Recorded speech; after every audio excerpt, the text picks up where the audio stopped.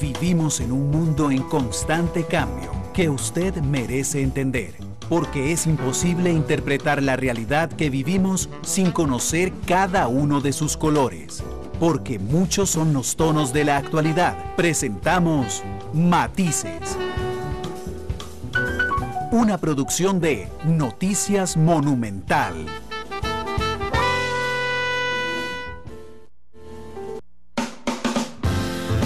Hola, ¿qué tal? Buenos días, 9:05, bienvenidos a Matices, este programa de Radio Monumental, que es una producción del Departamento de Noticias, en el que analizamos los temas que son noticia en Costa Rica y en el mundo. Muchas gracias de verdad por estar con nosotros en este cuarto programa de la tercera semana en horario alterno, porque ustedes saben que Matices normalmente es de 2 a 3:30 de la tarde, de hecho el lunes ya regresamos al horario habitual, pero en las 3 primeras semanas del Mundial lo cambiamos justamente para que fuera de 9 a 11 de la mañana, con algunas ventajas que nos brindaba esto, como por ejemplo que el programa fuera de 2 horas entonces de 9 a 11, y esto podemos hacer algunas cosas, podemos tener más invitados, podemos dividir el programa en temas o podemos profundizar en alguno en particular. Hoy será un día en que tendremos 2 temas.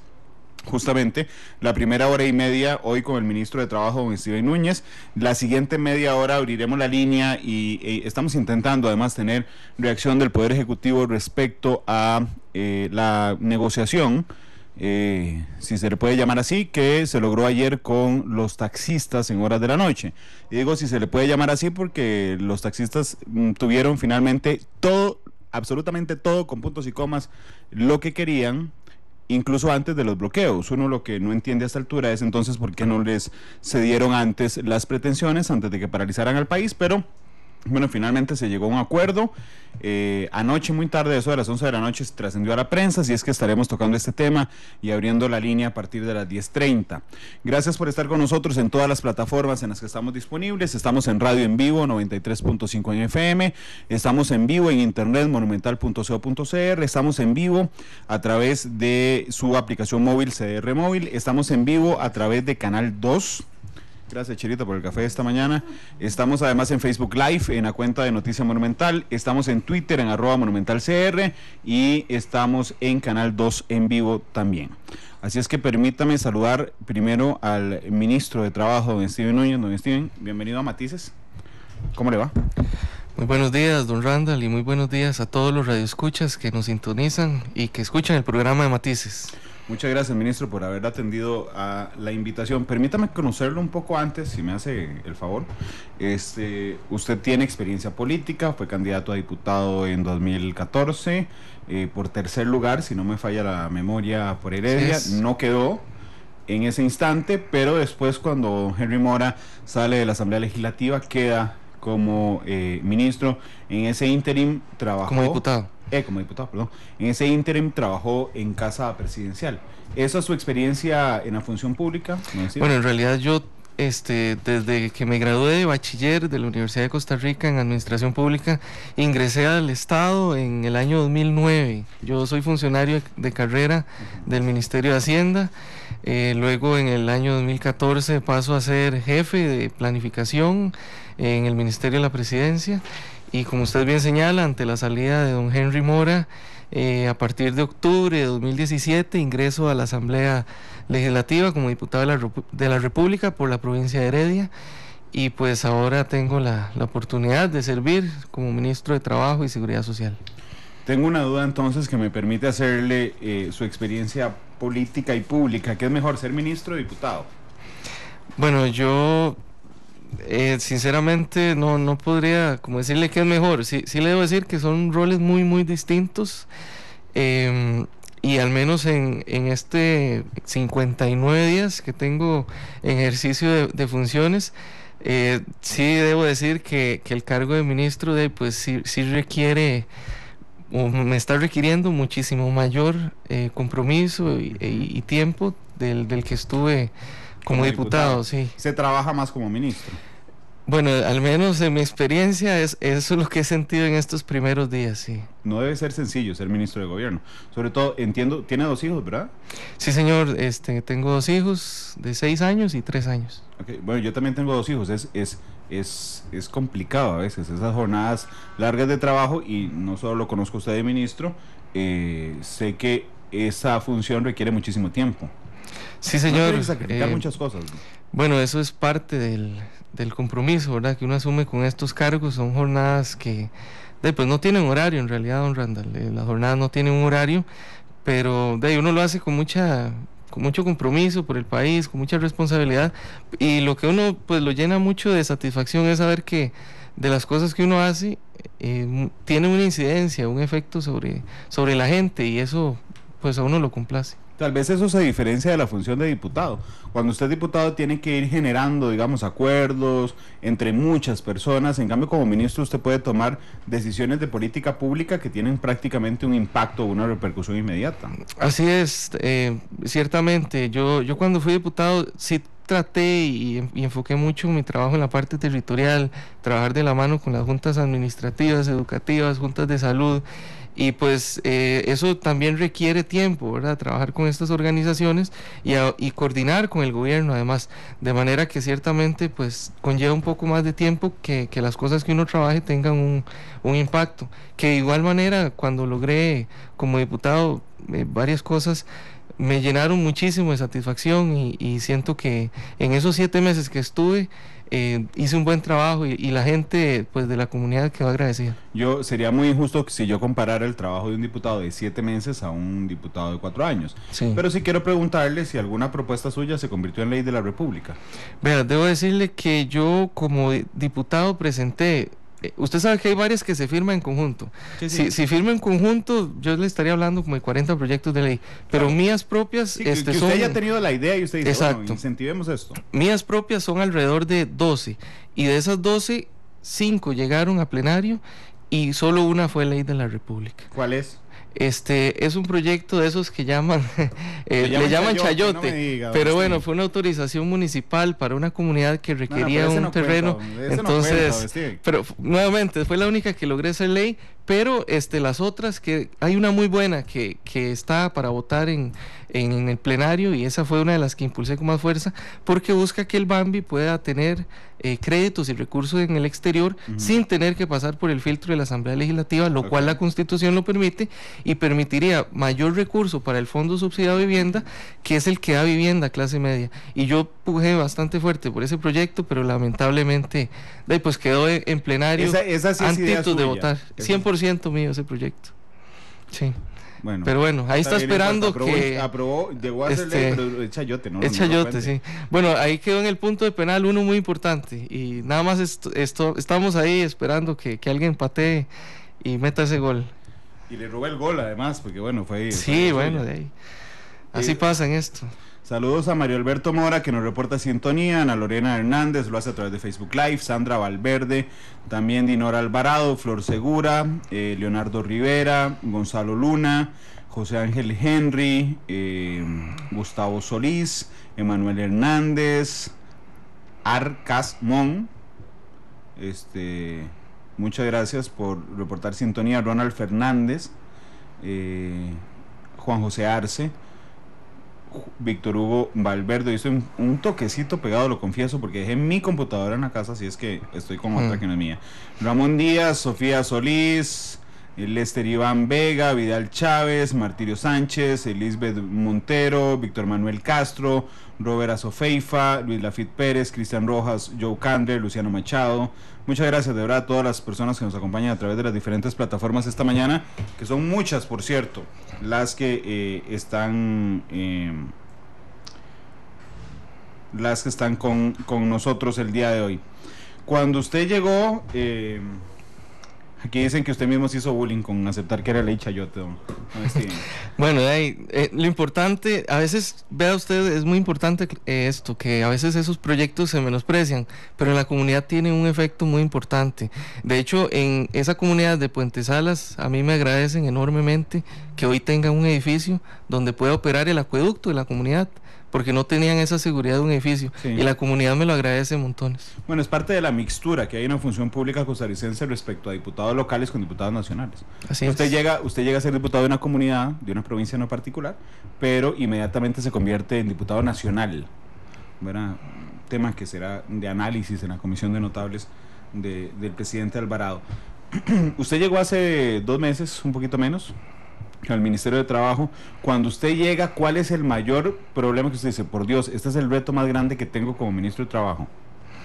Bueno, ciertamente, a ver, uno ingresa y pues el ministerio, sí debo decir que es bastante grande, es decir, es un ministerio que tiene bastantes áreas, tiene un área social muy grande y que es la que representa presupuestariamente también el rubro más grande.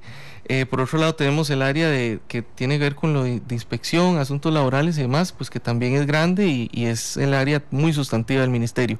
Pero bueno, si ciertamente ingresamos en una época en la que se está discutiendo un tema de sumo interés para el país, que es la reforma fiscal, y pues eso genera en sectores un cierta, ¿verdad?, rechazo hacia el proyecto de ley que está en la Asamblea, y pues ciertamente ese es el tema que nos ha requerido también muchísimo tiempo. ¿Por qué? Digamos, ¿en qué rol se encuentra el ministro de Trabajo que tiene que asumir parte en el tema fiscal? Bueno, ahí principalmente pues porque hay una...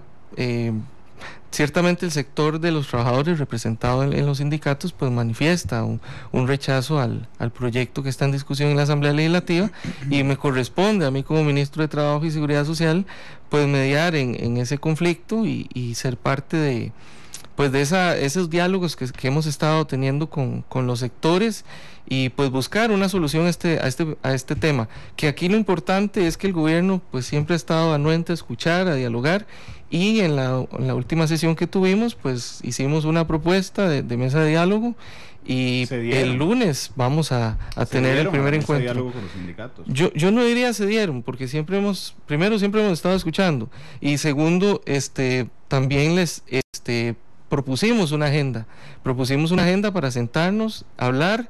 Hablamos que no podía haber una mesa de diálogo con condiciones, ¿verdad? Porque ellos pedían ciertas condiciones y nosotros fuimos claros en que con condiciones no podemos dialogar. Las condiciones era incluir a la academia e incluir a todas estas partes. Bueno, y también retirar el proyecto de la Asamblea Legislativa, que aclaro, eso no es posible porque no estamos en sesiones extraordinarias y el Poder Ejecutivo no domina la agenda de la Asamblea Legislativa. Sí, lo que pasa es que es interesante el manejo del lenguaje en este tema de la mesa de negociación, porque cuando uno ve los hechos, o sea, realmente primero siempre ha habido reuniones, eso es innegable por parte del Poder Ejecutivo, digamos, ha estado abierto al diálogo con los sindicatos, eso no hay ninguna duda. Sin embargo, al inicio era no vamos a hacer mesa de diálogo, se va a referir todo al expediente 20.580 que está en la Asamblea Legislativa. Se dieron a hacer una mesa de diálogo. Pero continuamos en torno al proyecto.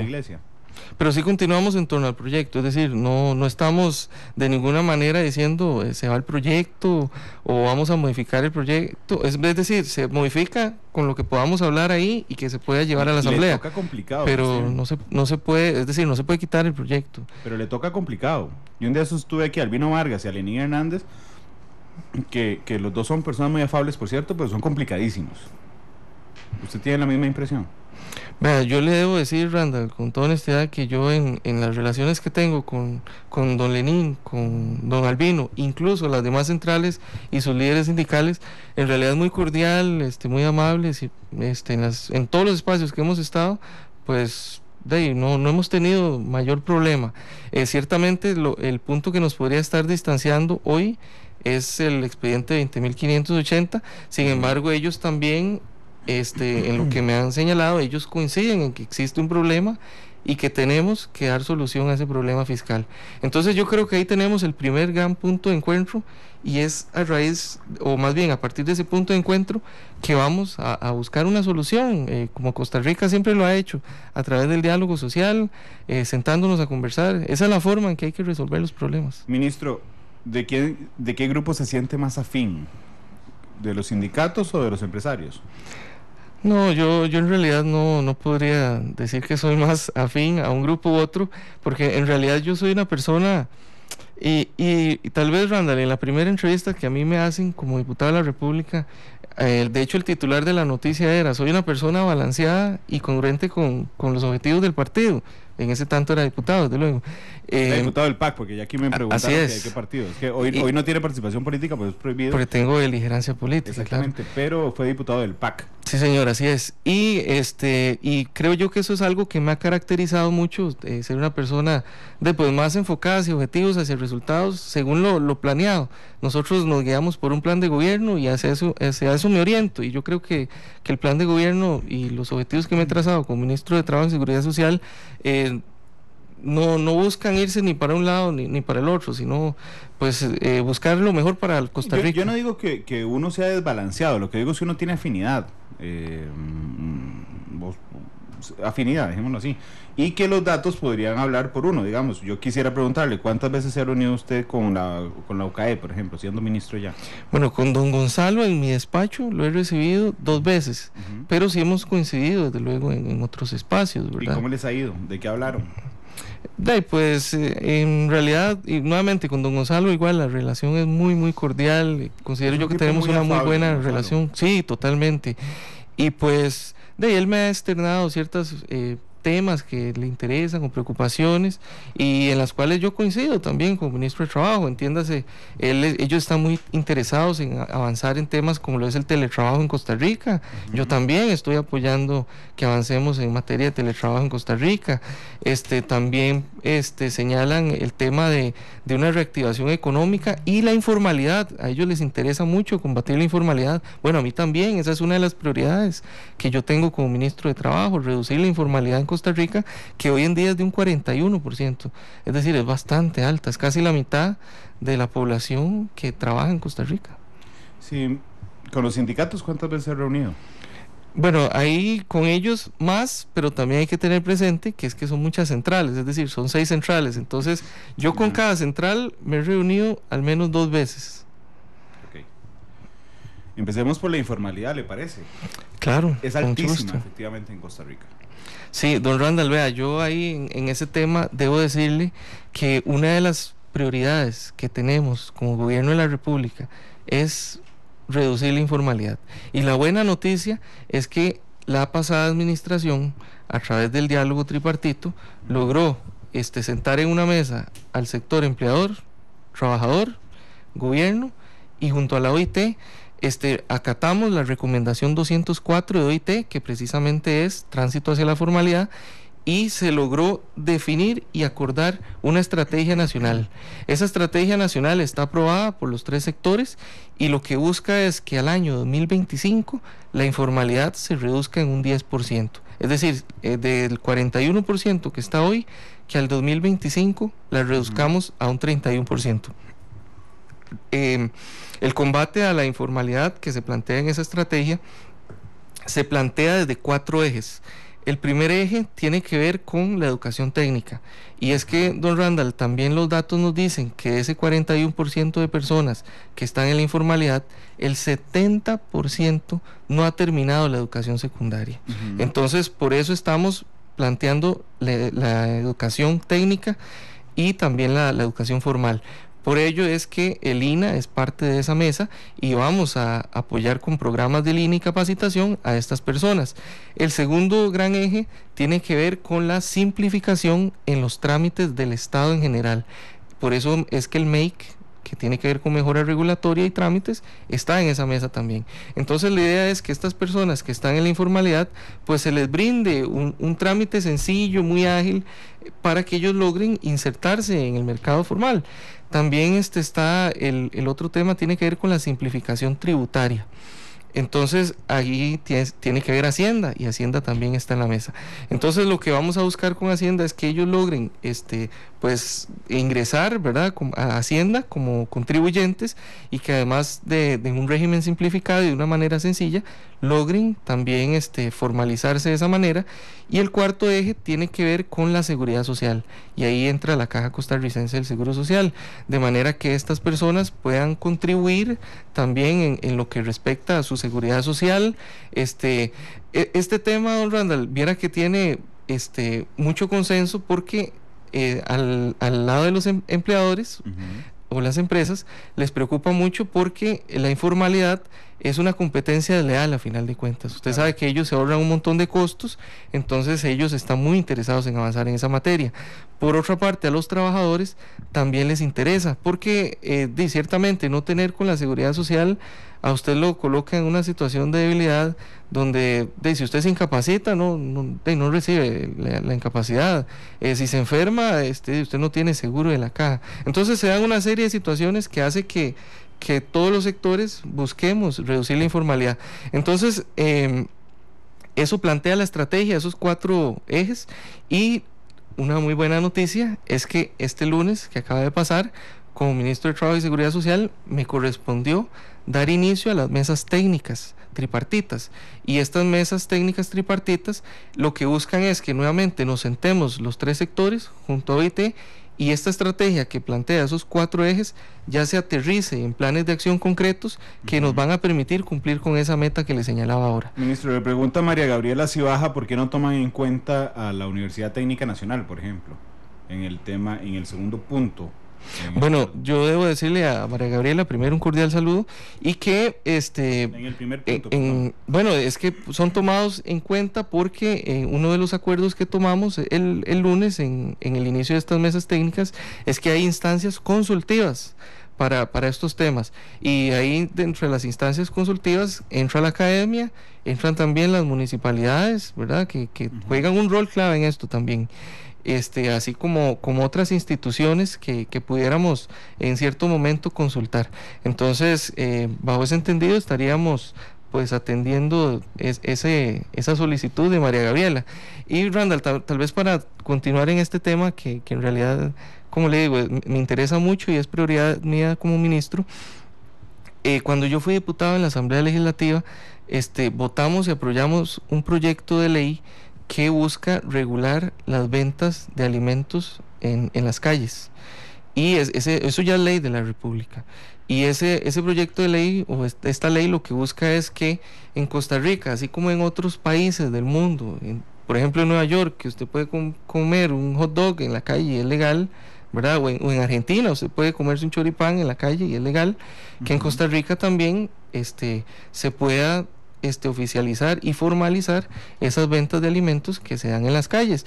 Entonces esto implica una coordinación con las municipalidades, con el Ministerio de Salud también, o nuevamente Hacienda, y nosotros como Ministerio de Trabajo. Y esta ley, ahora como ministro de Trabajo, me corresponderá reglamentarla, y de hecho estamos ya trabajando en el reglamento que vamos a estar anunciando próximamente, para que ya todas estas personas que están en la informalidad y en estas ventas de comidas, pues tengan una opción y busquen, o más bien se logre que pasen hacia la formalidad, y esto nos apoya con esa meta que estamos trabajando. Además de eso, como ministro, don Randall, también estoy apoyando el expediente 19.805. Este expediente se encuentra en la Comisión de Asuntos Económicos.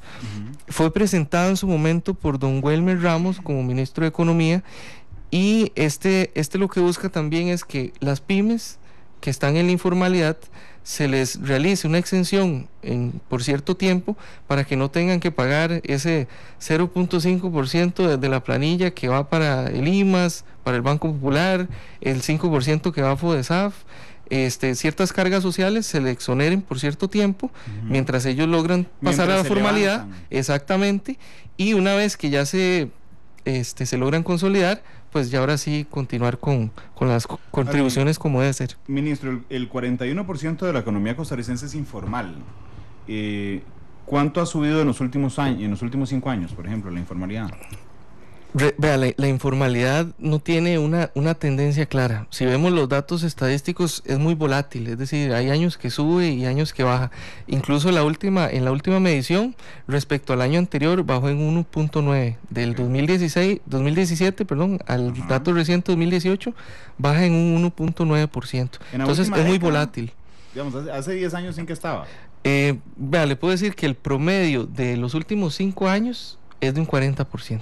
Es que lo que quería abordarle es lo siguiente, es que alguien le puso en Facebook Live que la meta de bajar 10 puntos la informalidad, de pasarlo de 41 a 31%, era muy pobre.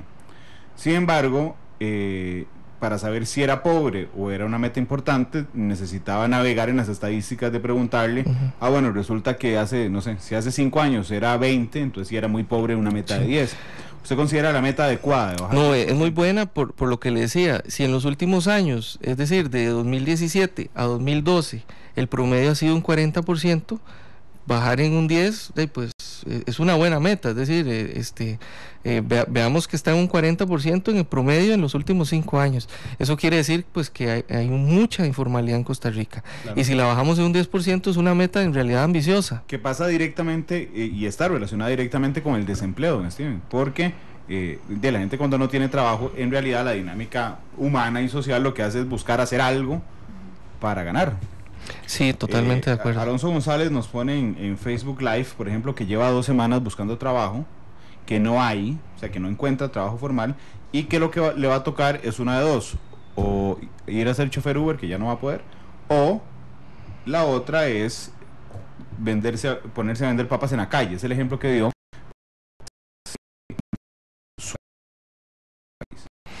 Sí, bueno, yo coincido con usted en que por efecto del desempleo, pues mucha gente tiende a buscar la informalidad, eso es cierto. Y según la última encuesta continua de empleo, el desempleo es de un 10.3, es bastante alto en Costa Rica. Pero por ejemplo, los choferes de Uber, le pregunto, ¿son informales o son formales? Bueno, actualmente son informales los choferes de Uber, porque dado que incluso en materia laboral, sí. No hay claridad, ¿verdad? No hay una relación laboral clara sobre estas personas. Pues ellos realizan su servicio, tienen el carro, incluso a veces tienen un carro que es de otro señor. Entonces, bueno, hay una relación laboral ahí, ¿verdad? Porque él está pagando al señor. Entonces, es una actividad que actualmente está en la informalidad. Pero lo importante, Randall, es que el gobierno, ayer en las declaraciones que se realizaron, manifestamos que en estas comisiones mixtas lo que buscamos es hay un interés de gobierno en regular la actividad de Uber. Entonces, si vamos a buscar regularla, vamos a lograr que la actividad también pase hacia la formalidad. Y es que yo aquí debo decir algo que es claro, y esto también compete al ámbito laboral. Con la entrada de todas estas nuevas tecnologías y demás, pues se revoluciona la forma en que se dan los servicios, incluso el trabajo, y no solo en Costa Rica, en todos, a nivel mundial, ¿verdad? Esta revolución tecnológica viene a revolucionar el ámbito laboral. Incluso ahora que hablábamos de teletrabajo, que yo le mencionaba que es un tema que me interesa pasar, el teletrabajo ya pues se vuelve casi una necesidad. Los jóvenes de ahora, cuando buscan trabajo, casi que exigen, ¿verdad? ¿Cuántos días voy a teletrabajar? Sí, yo le prometo que ahorita vamos a hablar sobre el teletrabajo, porque es un tema que tengo pendiente. Por aquí me pasaron el dato, gracias a la colega Alejandra Madrigal, que me mandó el dato de la informalidad. En 2010 era de 37. Subió a 37.1, 37.6 en 2011, 41.3 en 2013, 43.2, 45 en 2015, 41.4 en 2016, 43.2 en 2017 y 41.4 en 2018. Sí. Efectivamente, es lo que le decía, que es muy volátil, y la última medición baja en 1.9. Por eso le decía que en realidad la meta es muy buena, don Randall. Tener como meta el 2025 reducirla en un 10% en realidad es una meta ambiciosa, teniendo presentes esos datos, ¿verdad? A mí realmente lo del empleo me preocupa mucho. Una pregunta reiterada en redes sociales, desde que le hice la última de Uber, es qué va a pasar con los choferes de Uber. Yo entiendo que eso no es responsabilidad del Ministerio de Trabajo, pero a mí lo que me preocupa es que vamos a tener a 18,000 personas sin trabajo, y sin trabajo ni siquiera informal. Ese aspecto se lo han planteado, don Steven. Bueno, sobre ese tema, y así quedó dentro de los acuerdos, incluso el sector de los taxistas nos consulta, o más bien pide un criterio al gobierno jurídico sobre la situación de Uber en Costa Rica, y ciertamente con las normas y las leyes actuales que existen en el país, la actividad de Uber no está dentro del marco normativo costarricense. Entonces, pero nuevamente lo importante es que el gobierno ya dio la señal y fue contundente al decir queremos regular la actividad. Claro, es decir, por ejemplo, vamos por esa línea. Bueno, dentro de los acuerdos que están en el documento en el que se firmó el día de ayer, se señala que que según el marco normativo que existe en Costa Rica, hay que sancionar la actividad, ¿verdad? Yo lo tengo clarísimo, por eso no se lo abordo desde lo jurídico, sino desde lo social. ¿Qué hacemos con esa gente?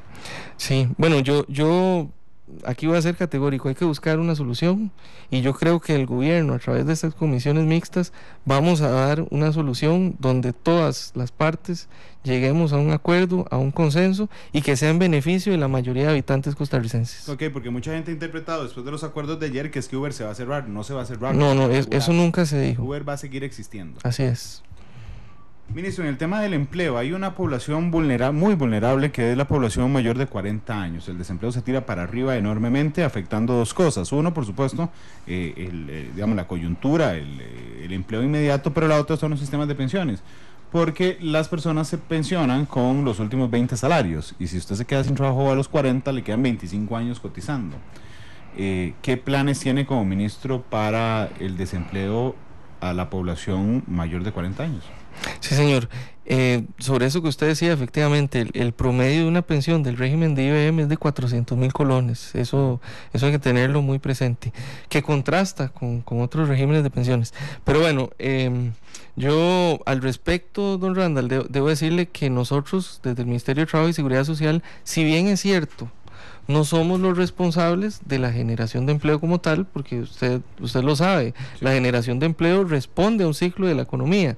Entonces, todas las instituciones del sector público que tenemos o incidimos en ese sector económico, tenemos responsabilidad en ello, ¿verdad? Porque una vez que el ciclo económico va hacia el alza, pues se va a entender que se van a generar nuevos empleos.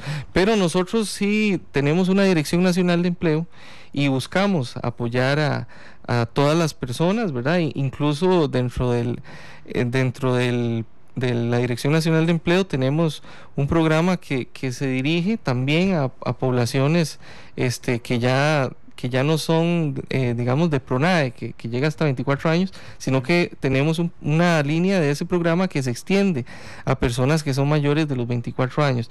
Pero lo más importante acá, don Randall, es que nosotros como Ministerio de Trabajo y Seguridad Social tenemos una meta muy ambiciosa, y es que vamos a desarrollar un sistema de promoción de la empleabilidad.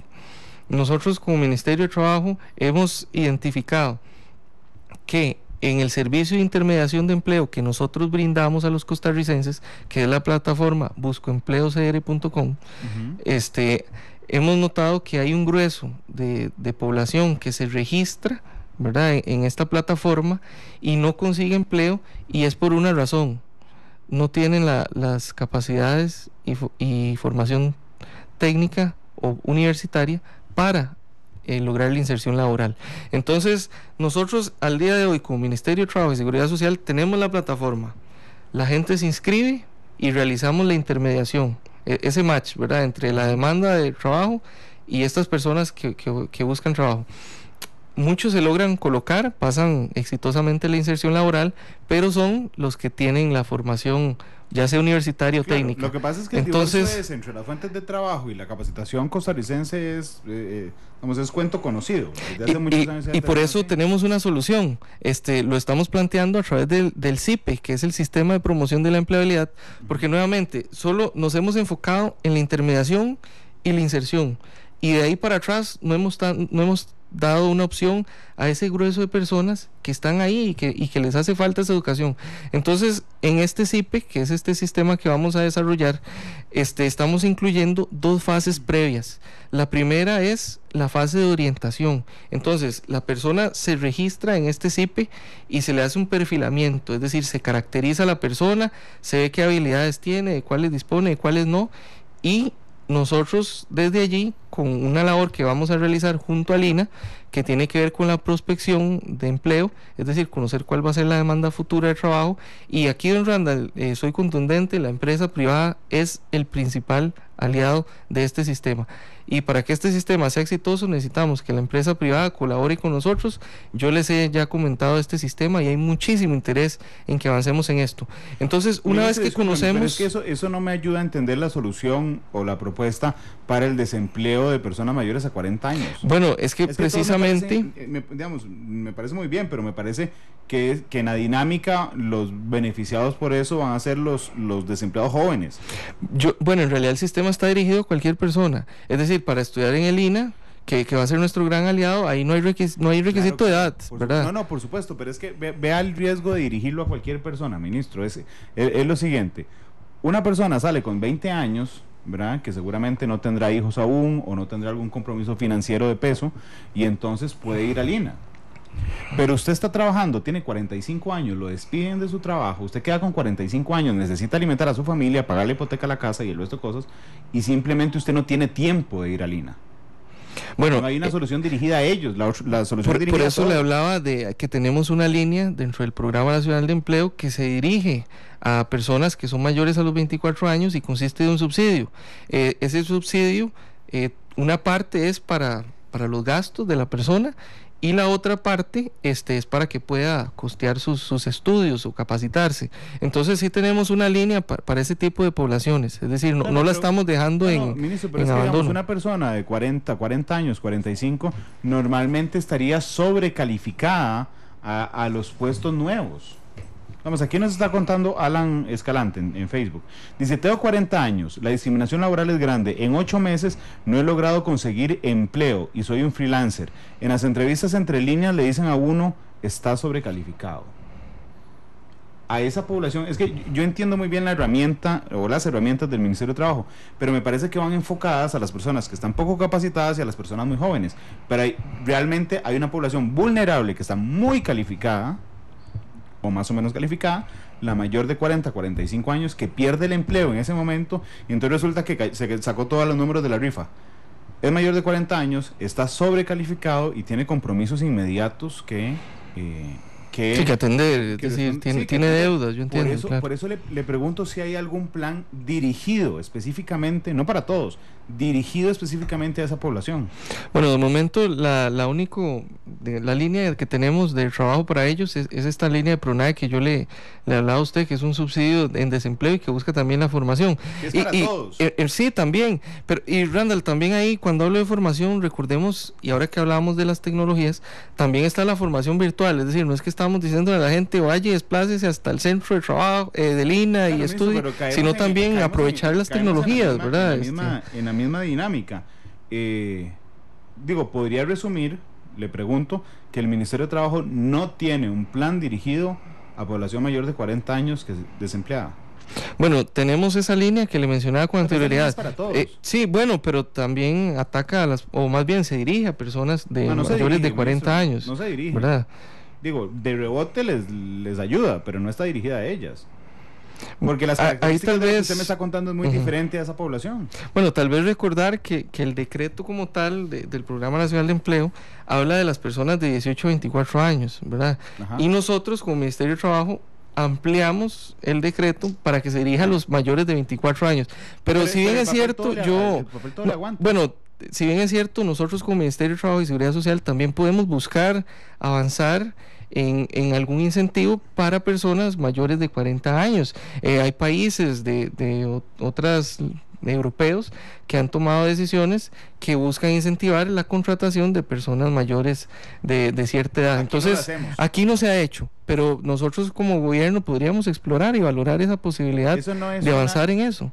No es una prioridad para ustedes hoy. De momento, dentro de lo que tenemos fijado, dentro del plan de gobierno y demás, pues como tal no está expresa, ¿verdad? Sin embargo, podríamos nosotros valorar, incorporar avanzar en esa materia. No es pecado decir no, de hecho puede decirme no cuando quiere y elabora después, pero no es una prioridad para esta administración el empleo de personas mayores de 40 años. Bueno, yo no diría que no es prioridad, yo diría más bien que no está dentro del plan de trabajo que tenemos de gobierno, y podríamos valorarlo. Sí, claro, no, y podemos, es que podemos avanzar en eso. Pero no lo han valorado. Bueno, como tal, todavía no hemos tomado decisión al respecto, pero podemos avanzar. ¿Lo han analizado? Es decir, nosotros... Yo creo que ni siquiera han hablado del tema. Sí, yo sé que esa es una problemática. De hecho, la misma encuesta continua de empleo nos dice que en este tema, pues hay una como usted bien lo dice, cuando la persona, usted ahora decía, se pegó los números de la rifa. ¿Sí? Bueno, eso nos dicen los datos de la encuesta. Entonces, nosotros no podemos decir que en la realidad nacional no está ese problema. Está ese problema y pues debemos de atender ese problema. Usted es un hombre inteligente, supongo que sabe que existe ese problema, pero creo que formalmente no lo han analizado, ni siquiera lo han tomado en cuenta. Como le digo, dentro del plan de gobierno que establecimos y la ruta que estamos atendiendo, no está en ese plan de gobierno. Pero ahora bien, este es un tema que es una problemática nacional.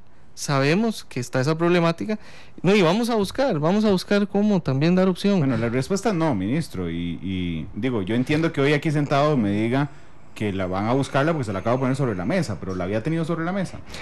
Claro, bueno, yo tenía conocimiento de que ese problema existe, o sea, yo eso no lo puedo negar. Y había tomado acción. De momento, en estos 59 días que tengo en el cargo, no hemos tomado acción en esa materia, pero sí es de mi conocimiento que es un problema. Ajá. Y vamos a tomar acción en esa materia. Ni siquiera estaba por escrito, digamos, ni siquiera están las prioridades. En el plan de gobierno que estamos trabajando no se encuentra. Son las 9 de la mañana con 45 minutos. La propuesta, le pregunta aquí Esteban Leiva, entonces es más de asistencia social. Los programas que tenemos ahorita en realidad lo que buscan es precisamente ayudar con un subsidio económico para personas que están desempleadas y también que parte de ese subsidio sea para que se capaciten. Eso es parte de lo que tenemos desde el Ministerio de Trabajo y Seguridad Social, y también nosotros, le aclaro al oyente, que apoyamos y fomentamos los emprendimientos a través de las asociatividades, entiéndase cooperativas. Nosotros tenemos el Viceministerio de Economía Social Solidaria y desde allí tenemos un fondo que dispone de recursos, más de 10.000 millones de colones, y se dirigen precisamente a iniciativas de personas emprendedoras que a través de una cooperativa, una asociatividad, pues buscan un emprendimiento y buscar un negocio propio, y les apoyamos con fondos que sí son préstamos, pero se prestan a tasas muy muy bajas, obviamente para ayudar a estos pequeños emprendedores. Son las 9 de la mañana con 46 minutos. Ministro, ¿qué es esa locura de que el Ministerio de Trabajo no es el vector de empleo público? Bueno, yo no diría locura, yo diría que es ese marco normativo, es decir, es que eso es lo que dicen las leyes. Sí, por supuesto, no es decisión suya, lo que me refiero es que es una locura de marco normativo. Vea, don Randall, yo en este tema, tal vez por la experiencia que he tenido, lo tengo muy claro y lo voy a explicar. La Ley de Planificación Nacional, que es la Ley 5525, en su artículo 2 dice que el Sistema Nacional de Planificación, que está a cargo del Mideplan, dentro de sus funciones tiene dar seguimiento a la gestión de los recursos humanos en la administración pública. Eso es empleo público. Luego, en esa misma ley, en el artículo 17, se dice que hay una comisión que también está a cargo de Mideplan, y en el decreto 36175, que es el decreto que le da funciones a esta comisión que crea la ley, dice que una de las tareas que debe hacer esta comisión es emitir recomendaciones en materia de la administración del recurso humano del Estado. Eso también es empleo público. Entonces, en el año 2008 se emite un decreto donde se dice que el rector de empleo público es el Mideplan. Luego en 2012 se vuelve a decir que es Mideplan. En 2014, la pasada administración, en ese último decreto no indica que Mideplan es el rector de empleo público. Sin embargo, y yo así siempre lo he dicho, el rector político, entiéndase, en la práctica ha sido Mideplan, y por eso el proyecto de ley de empleo público que el gobierno ya anunció que va a presentar en junio, a más tardar del otro año, lo está liderando y lo está llevando Mideplan. ¿A usted le parece correcto? Sí, porque Mideplan también dentro de sus funciones y dentro de la ley 5525 se le asigna la modernización del Estado, sí, que si lo sumamos a estos otros artículos que ya le mencioné, es clarísimo que Mideplan es el rector de empleo público. ¿A usted no le parece que debería ser el Ministerio de Trabajo? No, señor, es que en realidad el Ministerio de Trabajo es, y si vemos la misión institucional y nuestra ley, nuestras tareas van más por el lado de mantener la paz laboral a través del respeto a la normativa costarricense y el diálogo social. Es decir, somos un mediador, un canal entre el sector de la empresa y los trabajadores. Eso es gran parte del rol que tenemos. Hablemos de la paz laboral. las convenciones, la paz social, las convenciones colectivas, hoy, Sí, señor. la Sala Constitucional le acaba de dar un tope de 8 años de cesantía al sector... No, señor, 12. De 12, efectivamente, al sector público. Quiero decirle a nuestros oyentes, el tope en el sector privado es de 8, ¿verdad? En alguna jurisprudencia de la Sala Constitucional, es decir, en votos repetidos durante varios años, la Sala permitió que se alcanzaran 20, porque habían algunas instituciones hace varios años que tenían la cesantía infinita, ¿verdad? La Sala lo cierra en 12, ahora lo cierra en 20 y ahora lo cierra en 12. Sin embargo, los sindicatos han brincado por ese tema en particular y por otro, que es un voto reciente de la Sala Cuarta respecto a la Convención Colectiva del SINART, en el que se permitía que la gente, cuando renunciara, también accesara a la cesantía. Hay 12 instituciones que aún hacen eso. ¿Qué le parece a usted? Yo realmente celebré ese voto de la Sala Constitucional respecto al SINAR y pensé, el gobierno la tiene facilísima, mañana va y presenta 12 acciones de inconstitucionalidad y las gana, porque ya sabemos cómo va a resolver.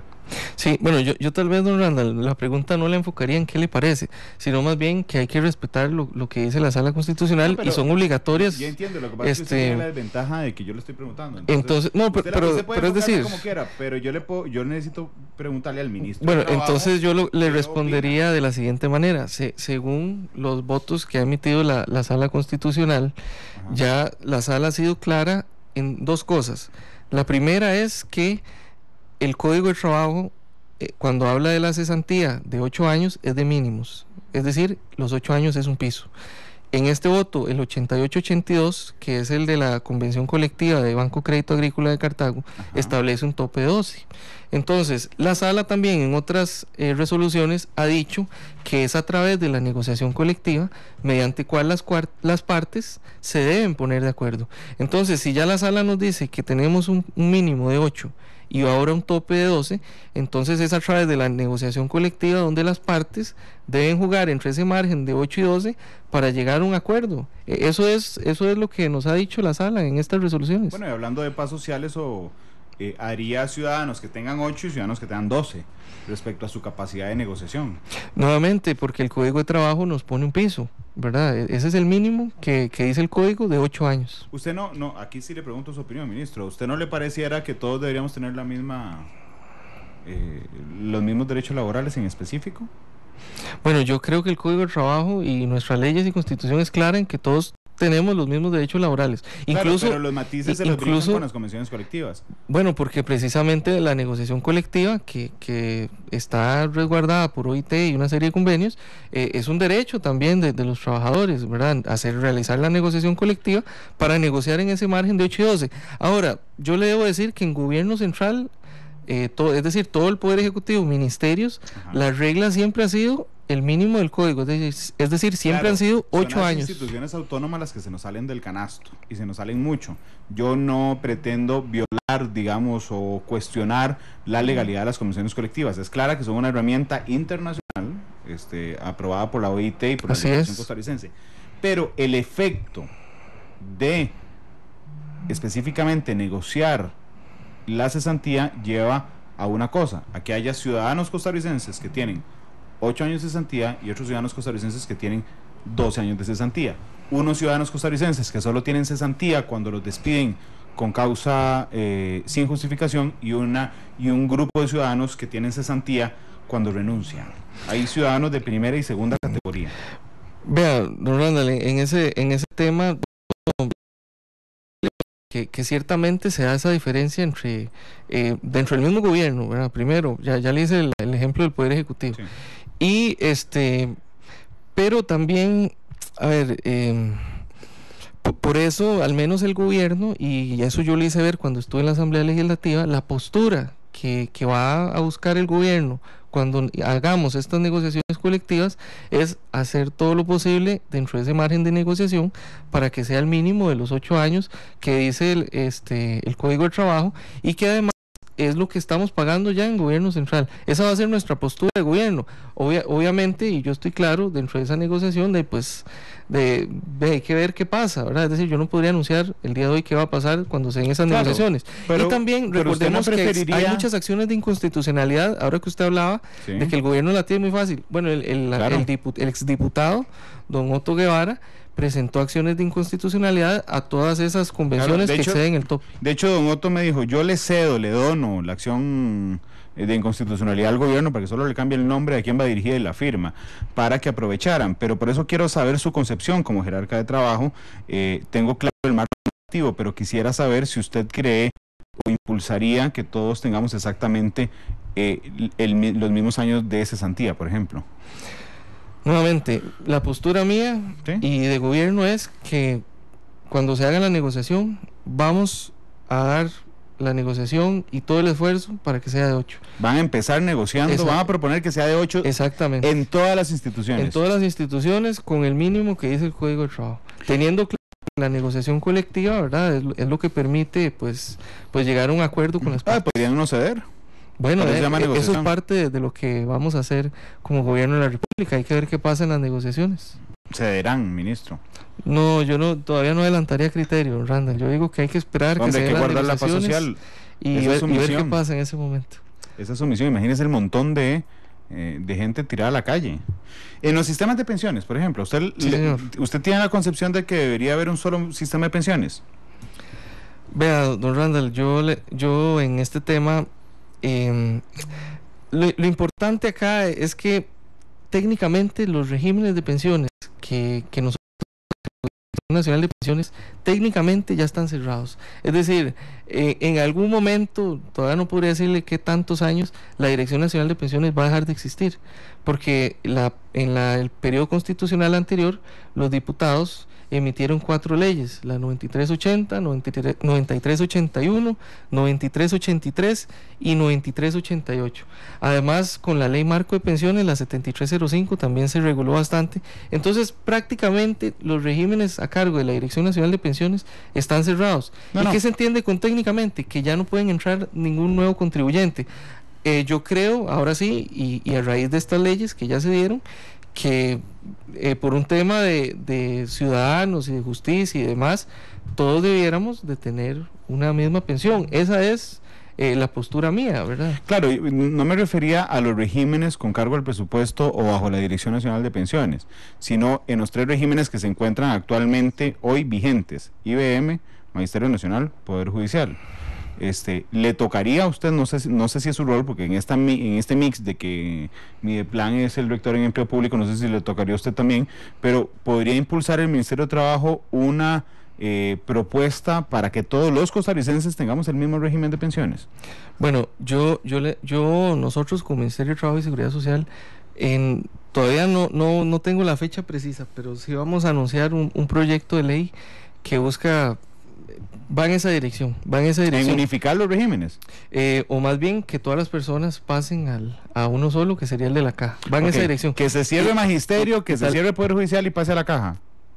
Bueno, va en esa línea de tener uno solo, pero tal vez nada más aclarar a los radioescuchas, don Randall, que el régimen que usted hablaba ahora de pensiones del Poder Judicial, ese no está a cargo del Ministerio de Trabajo y Seguridad Social, es decir, ese lo administra el Poder Judicial. Nosotros ahí no tenemos nada que ver. Y el del Magisterio hay 2, el de capitalización, que ese sí lo lleva el JUPEMA, el Magisterio.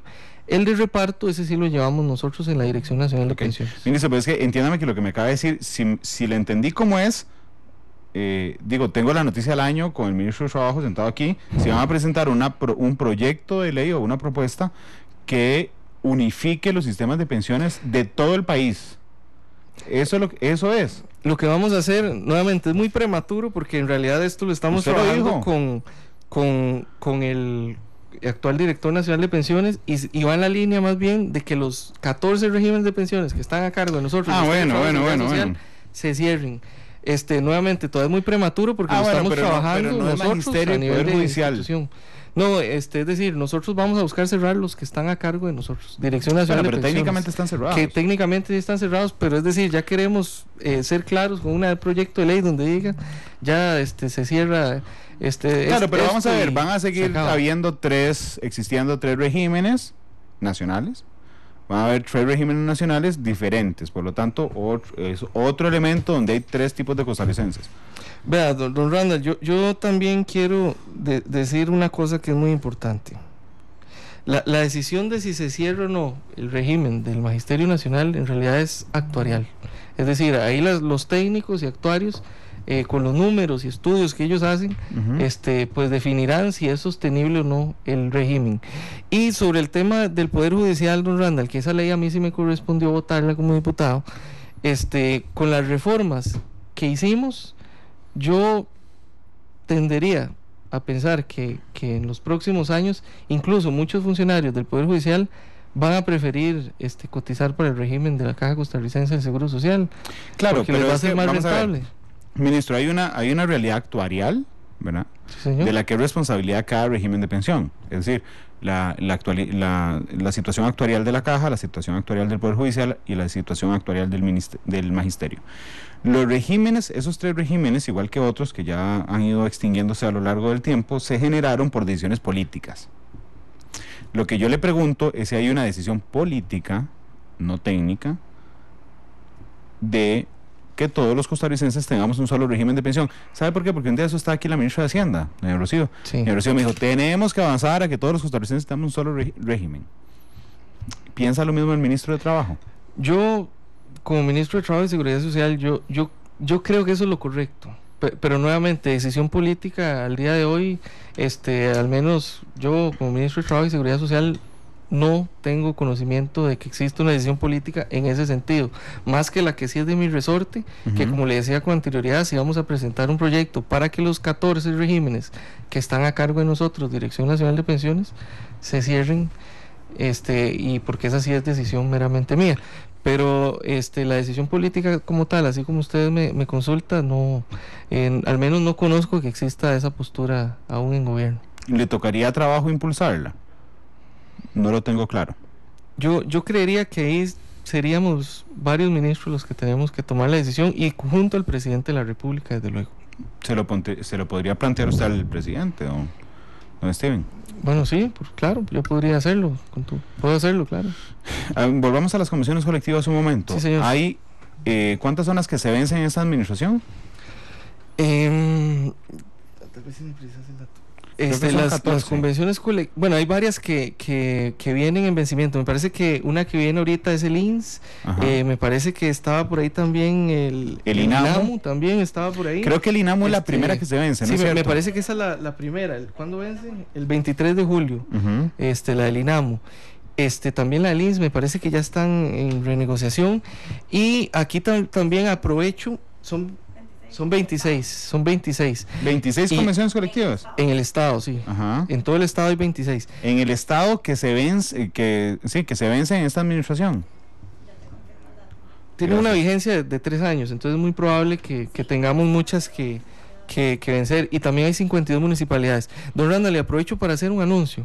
Nosotros como gobierno que creemos en el gobierno abierto y en la transparencia, y dado que este tema pues ha sido de interés de los ciudadanos, tomamos la decisión desde el Ministerio de Trabajo y Seguridad Social que las convenciones colectivas, su vencimiento y su información se subió a la página web del Ministerio de Trabajo y Seguridad Social, de manera que los costarricenses pueden entrar a la página www.mtss.go.cr y ahí y ver las convenciones. Hay una parte, sí señor, de las convenciones colectivas para que la gente lo consulte, tenga claro cuándo vencen, en qué consisten y demás. Qué dicha, ministro, porque un día hace un par de años me puse a buscar la de Recope, y era más fácil encontrar los documentos secretos del Vaticano que la Convención Colectiva de Recope, así es que me alegra mucho que la tengan ahora en la página. Lo que pasa es que, se lo voy a preguntar directamente, ¿usted no conoce la cantidad de convenciones colectivas que se vencen en esta administración.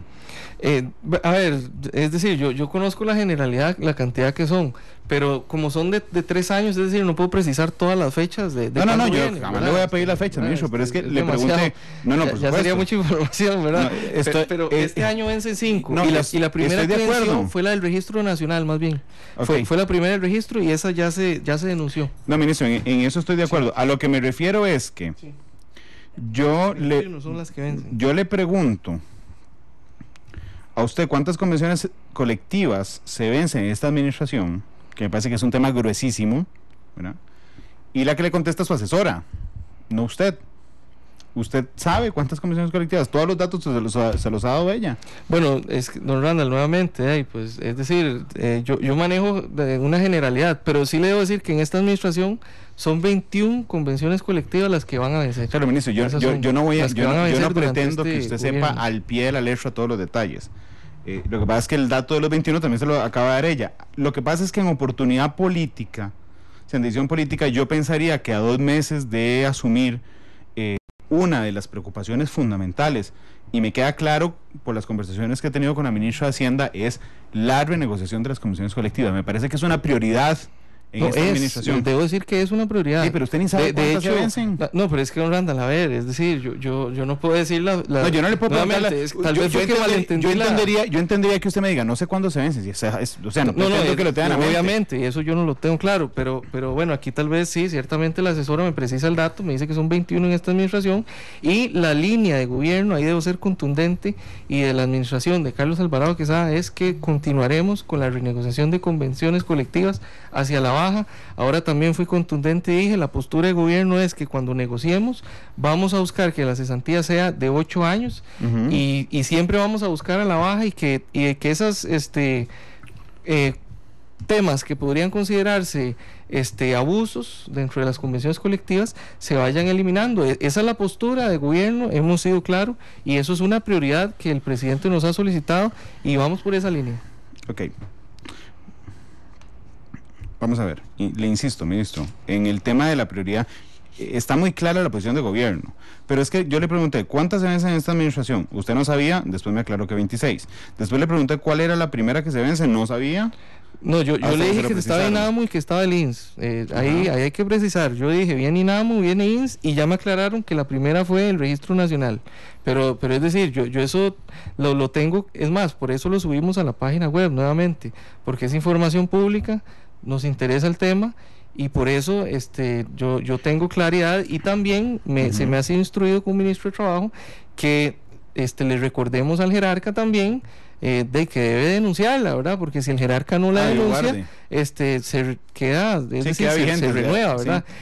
Sí. Y también recordar lo que dice el artículo 696 del Código de Trabajo, Randall, son las partes, entiéndase, el jerarca de la institución y el sindicato de la institución los que negocian y llegan a un acuerdo para la convención colectiva. A nosotros como Ministerio de Trabajo y Seguridad Social lo que nos corresponde es la homologación de la convención colectiva. Y ver que sea afín a la legislación nacional. Que sea nacional. derecho, así es. Sí. Ustedes son una especie de árbitro, pero en la lógica general, cuando usted me dice la línea del gobierno es disminuir los abusos o eliminar los abusos de las convenciones colectivas, quiero preguntarle un par de ejemplos. ¿Qué eliminaría las convenciones colectivas que están por vencerse?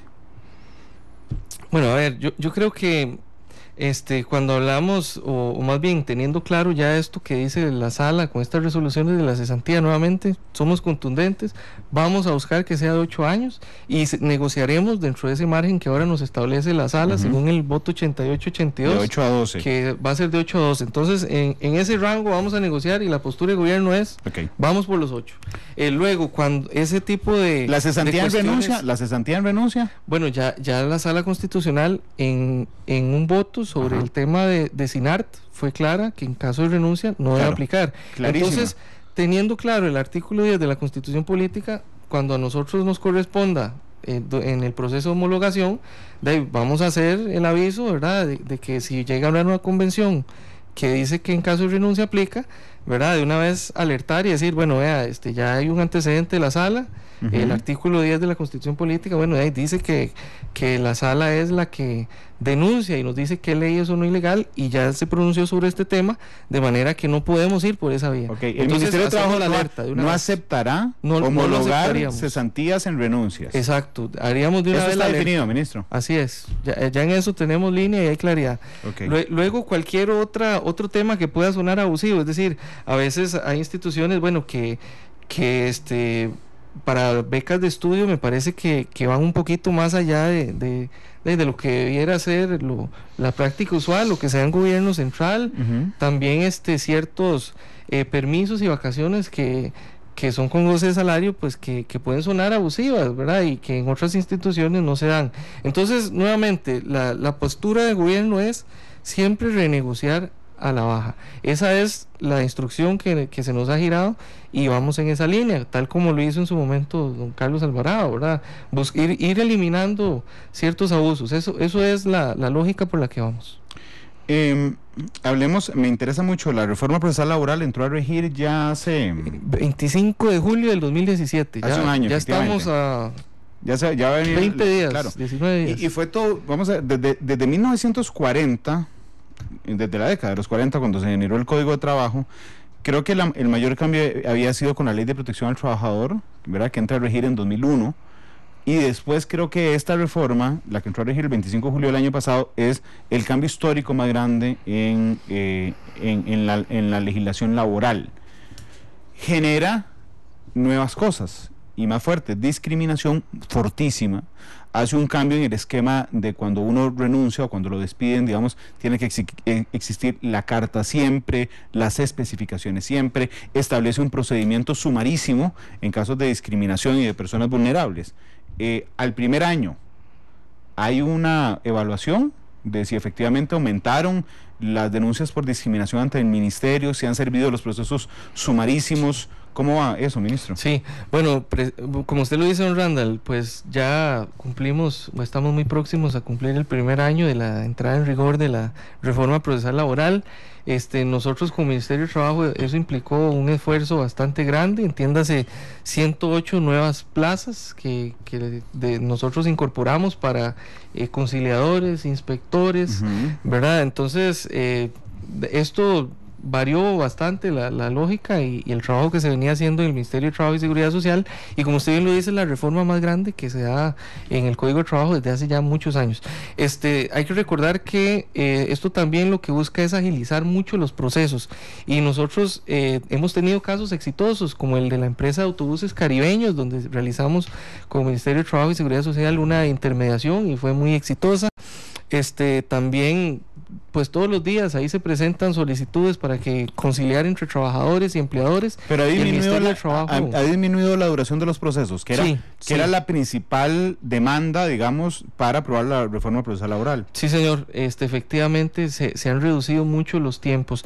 De hecho, eso es algo que a nosotros nos llena mucho de orgullo. Además de que se da un proceso más sencillo, por decirlo de alguna manera, donde se cita a las partes, el Ministerio de Trabajo está ahí como garante, como un árbitro, ahora que usted hacía esa metáfora, ¿verdad? Y estamos ahí sentados y buscamos llegar a un acuerdo entre las partes. Y también, don Randall, para recordar que una también de las reformas o cambios que introduce la reforma procesal laboral es que en el mismo Poder Judicial también se busca que, si se van por el lado, la vía judicial, a las personas que tienen un ingreso menor a 900,000 colones, el Estado les debe dar un defensor público para que los atienda en esa vía judicial en caso de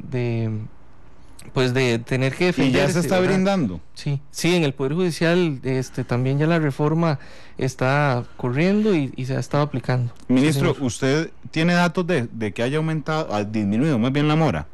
En el Ministerio de Trabajo y Seguridad Social, en el tiempo promedio de días, tal vez, bueno, no preciso ese no preciso que lo sepa de memoria, nada más. ¿Cuánto es el no te problema si lo pregunta ese, nada más quiero saber si tiene el dato, digamos, para sostener lo que me acaba de decir, de que ha disminuido la mora. Sí, bueno, si quieres lo conseguimos ya le confirmamos el dato exacto de cuánto sería los tiempos, pero sí se han reducido. ¿Y sabe si existen datos de disminución en mora judicial? Es que aquí hay varios funcionarios judiciales, no son jerarcas judiciales, y abogados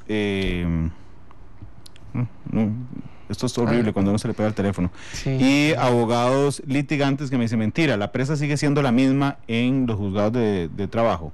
¿Sabes si efectivamente hay datos? Bueno, de que al menos, nuevamente, yo lo que respecta a mi institución, sí, ya vamos a corroborar y verificar el dato. Sobre el Poder Judicial, claramente no es mi resorte, pero tengo en entendido que ya se está aplicando la reforma procesal y que ha venido a beneficiar a los trabajadores. Ahora, esa es la información que yo tengo al respecto, ¿verdad? Y ya vamos a corroborar el dato exacto de cuánto reducido. No, es muy importante que la gente lo tenga claro. No, y es muy importante, de verdad. Yo creo que ese es un avance que se dio muy en pro de ayudar a ambas partes también. En realidad beneficia tanto a trabajadores como empleadores. Incluso ahora que ustedes estábamos hablando de varios temas, también en negociación colectiva, la reforma procesal laboral pues se establece, ahora yo le citaba el artículo 696 y demás, cómo se hace la negociación colectiva.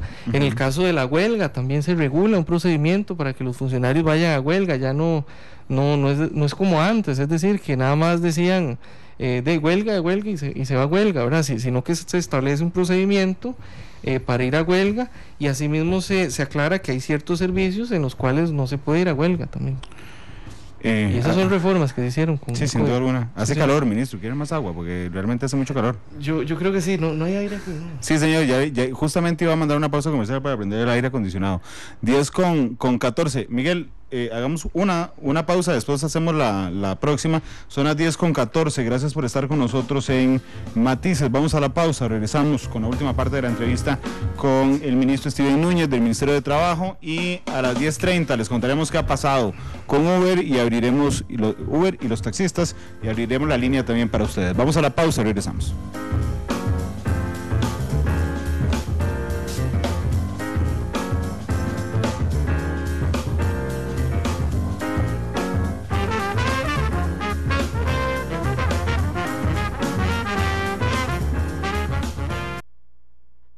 Tonos, matices.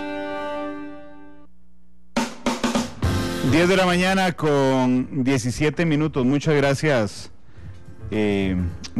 por estar con nosotros en Matices. El ministro de Trabajo, don Steven Núñez, nos acompaña. Ministro, a los últimos, vamos a ver cuántos han pasado, como 5 ministros de Trabajo que han pasado por Matices, les he hecho la misma pregunta y voy a confesarle, no me convencen del todo las respuestas en este tema. En la negociación salarial privada está el Ministerio de Trabajo, los patronos, y con toda sinceridad no entiendo qué hacen los sindicatos en una negociación de aumento salarial privado. Y de hecho todos les he dicho lo mismo, no es hora de cambiar el sistema de fijación del aumento privado, insisto, en Costa Rica. ¿Usted qué opina? Sí, don Randall, vea, efectivamente esa comisión negociadora de salarios están ahí representados el gobierno, sí, ¿verdad? A través de unos funcionarios, está el sector empresarial, y como usted bien lo dice, el sector de los trabajadores está representado por representantes de sindicatos. Ajá, que son públicos. Ahora, podría, y como usted bien lo señala, podría pensarse, pero qué raro, si yo ahí no soy, o más bien gente que está en la empresa privada diga, pero no nos representan. Podría ser que se genere esa confusión. Yo creo que se genera, personas, ¿verdad? Pero no, yo en realidad ahí es más un tema legal, don Randall, es que así dice la ley que está constituido el Consejo, y pues habría que hacer una reforma si quisiéramos avanzar para variar la forma en que se constituye. Claro, ministro, yo no dudo que eso diga la ley. Lo que quiero saber, porque así la dice efectivamente, lo que pasa es que no le encuentro sentido.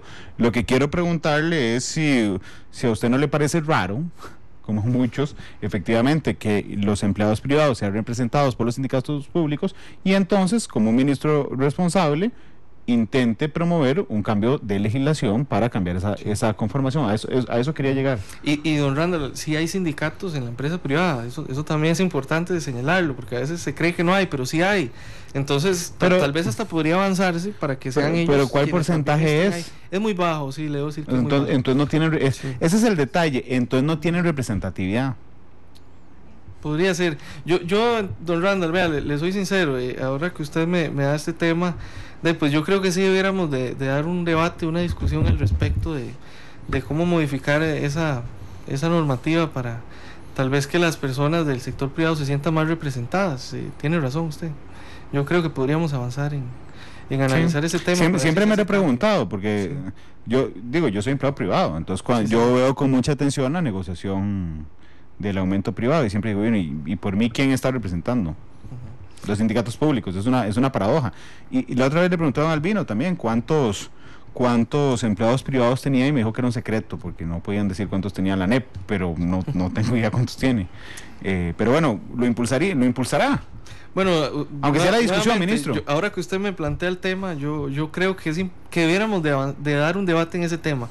A ver qué podríamos plantear como reforma a esa ley y buscar avanzar en eso. Yo creo que sería interesante dar una discusión en ese sentido y además que estaríamos atendiendo, bueno, así como usted lo plantea, me imagino que hay muchas personas que se deben sentir igual, entonces estaríamos atendiendo de cierta manera un reclamo ciudadano.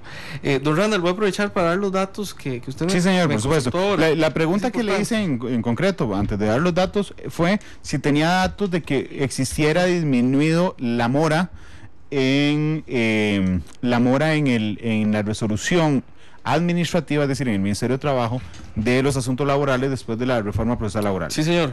Bueno, al respecto, tenemos la siguiente información, las consultas y asesorías anteriormente en el Ministerio de Trabajo y Seguridad Social tardaban un mes. Okay. A raíz de la reforma procesal laboral, ahora se están resolviendo en 12 días. Okay. Es decir, hay una baja importante. Del 60%. Genial. Prácticamente. Luego, las conciliaciones en promedio tardaban 2 meses. Ahora están durando en promedio 3 semanas. Okay. Es decir, otro 60%. Es decir, es muy bueno. Y al día de hoy, don Randall, se han dado 13.873 casos de conciliaciones y consultas que se han atendido efectivamente. Y por acá también me dan el dato, don Randall, ahora que usted preguntaba sobre la representatividad, en el sector privado existen 146 sindicatos. 146, sí, que representan a qué, no tenga el dato, pero podría preguntar a cuánta parte todo el sector privado. No, claro. es bajo, sí. O sea, yo decir que es bajo. A puro bateo, ministro, y se lo acepto que es a puro bateo, de ser menos del 1% de los empleados privados sindicalizados. Sí, tendría que precisar el dato, pero sí le puedo decir que coincido con usted que es muy bajo. Yo estoy seguro que va a ser muy bajo. Dice, son las 10:23. Le preguntaba sobre el grupo, se me fue la palabra, de que fija el salario, que negocia el salario privado, la comisión, gracias. Sí, señor. Sí, es que dice don Enrique Egloff, el presidente de la Cámara de Industrias, dice, muy bien, aprovechemos la oportunidad para efectuar reformas, ministro, hablando del aumento privado. En el sector empresarial queremos primero asegurar el empleo, la competitividad es fundamental. Totalmente. Así es que ya tienen unas partes de la mesa de acuerdo con reformarlo. Bueno, esa es una tarea que me llevo de esta mesa de matices, don Gracias, Randall, don Steven. Y creo que es importante. Y un saludo muy cordial a don Enrique. El otro día coincidimos en un evento del solidarismo la semana pasada. Don Enrique Egloff, fiel oyente de Matices. Gracias, don Enrique, además por escucharnos. Hablemos del otro aumento, del que se hacen realmente pleitos en esa mesa de negociación, en esa comisión, que es la del sector público. Yo nunca he entendido, a menos de que Pitágoras fuera un bateador, que cuando uno tiene una fórmula, simplemente la respete ya. Es decir, cuando usted dice, el aumento del sector público es la inflación acumulada durante este periodo, más el reconocimiento de 0.25%, si hay un crecimiento del PIB, igual aumento. Digamos, ahí nadie se pierde. Sin embargo, se insiste en negociar cada 6 meses en este tema, don Steven. Sí, don Randall, efectivamente hay un acuerdo desde el año 2007 que de la forma en que se reconoce el aumento para el sector público es ese que usted señala. Ciertamente no podemos dejar de que exista un espacio de negociación, ¿verdad? Es parte del diálogo social y en lo que creemos, y también se han dado casos, don Randall, eso también hay que tenerlo claro, donde el aumento ha sido mayor a la inflación, que nunca menor. No, nunca menor, porque claro, hay que reconocer costo de vida, desde luego. Claro. Pero también ha sido mayor, y obviamente en situaciones donde como Estado y país teníamos una situación más favorable en las finanzas públicas y se podía compensar un poco más allá del costo de la vida. En la situación en la que están ahorita las finanzas del Estado es prácticamente imposible ir más allá de ese costo de vida, ¿verdad? Entonces, yo considero que siempre es importante tener el espacio porque nuevamente es un espacio donde nos reunimos con el sector de los trabajadores, donde se busca llegar a un acuerdo y demás, que nuevamente ahorita por la situación en la que estamos no es posible ir más allá y tenemos que tomar decisiones a falta de reforma fiscal, claro, pero en otros espacios pues sí se ha dado un poquito más a lo que me refiero es esto, ministro, la fórmula es inflación. Sí, señor, acumulada, ajá, sí, es decir, en pasado, la que ya pasó, más un reconocimiento por el aumento del PIB. Sí, señor. Igual aumento. Ok. Entonces, está claro, ¿verdad? Aquí vamos a una concepción ideológica, filosófica y política, no necesariamente técnica. Digo, ¿para qué negociar cuando la fórmula es tan clara? Es como que Pitágoras se haya puesto a negociar 1 más 1 da 2 o da 2.5, da 3. ¿Por qué no nos ceñimos simplemente a la fórmula como decisión política? Nuevamente, porque se han dado situaciones, y le estoy hablando ya de hace bastantes años. No, usted no las puso. Claro, donde en ese momento se podía dar ese acuerdo más un poquito más, es decir, teníamos las condiciones financieras para ir un poquito más allá y compensar más allá el costo de vida, incluso hasta decisiones, don Randall, que han sido de beneficio para las clases no profesionales, que como usted bien sabe tienen una base mucho menor que las de los profesionales, claro, y se les compensaba un poquito más para dar un poquito más de poder adquisitivo a esas personas del sector público que tenían los salarios más bajos. Entonces, bajo ese entendido, la negociación se daba, y yo considero que era justo dar un aumento mayor a los que ganaban menos, ¿verdad? Tal vez compensarlos un poquito más, y eso se daba en ese espacio. Ahora nuevamente, por la situación en la que estamos, debemos apegarnos a lo que existe, o incluso tomar la decisión que tomamos recientemente. Voy a esa, pero piénselo, porque si se acostumbra ceñirse a la fórmula, usted se quitará facilísimamente un dolor de cabeza, que son todos los procesos de negociación cada 6 meses con el sector público. Simplemente se ciñen a la fórmula. Pero hacia la decisión que tomaron, quería preguntarle esto. La ministra de Hacienda en la Asamblea Legislativa habla sobre medidas inmediatas, ¿verdad? Ya firmadas, por cierto, en el gobierno central, que tiene que ver, a mí realmente me pareció muy ingenioso, ya se había aplicado hace algunos años, el aumento que prevé nominal. El aumento nominal, que lo voy a explicar en 30 segundos, permítame nada más. Una persona que en una institución gana 400,000 colones, a esa persona que gana 400,000 colones, digamos que le suban el 5%. Eso significa que esa persona va a tener un aumento de 20,000. Pero a partir de ese puesto, hacia arriba, a todas se le subirá 20,000 colones. Lo que hace que alguna persona que gane 2 millones, por ejemplo, el aumento no va a ser de 5%, sino va a ser de 20,000, lo que en la práctica se convierte en 1%. Esa es la